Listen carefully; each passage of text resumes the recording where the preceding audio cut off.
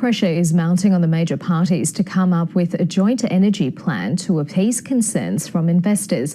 But a new report on the South Australian blackout left the government and opposition further divided. Political editor Chris Yorman. The morning dawned in Canberra with the opposition leader running for reconciliation, the Prime Minister pushing his childcare plan. You're the king of the castle now. And a business leader making a plea. We're sort of now at the point of, can we keep the lights on? Industry, conservation and community groups have united in their call for a cross-party energy plan. We need a calm and informed debate. Hope springs eternal.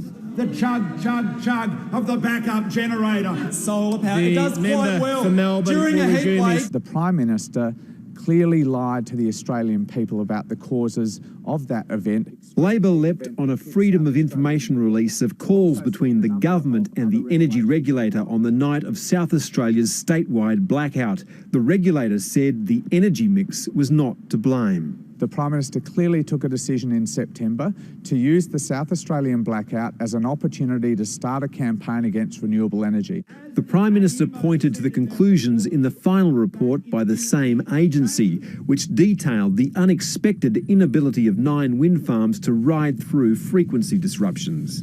The grid in South Australia had, and I quote, a lower resilience to extreme events. The other power struggle today was over the West Australian Liberals putting One Nation ahead of the Nationals in some races at the March state poll.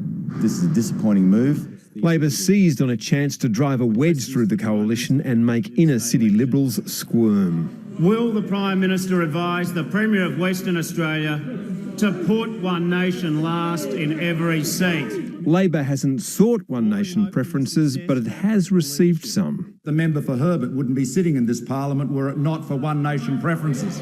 But politics is about numbers. We had 600,000 Australians who voted for One Nation in the last election. 600,000. And the coalition fear is that number will grow. Chris Yorman, ABC News, Canberra.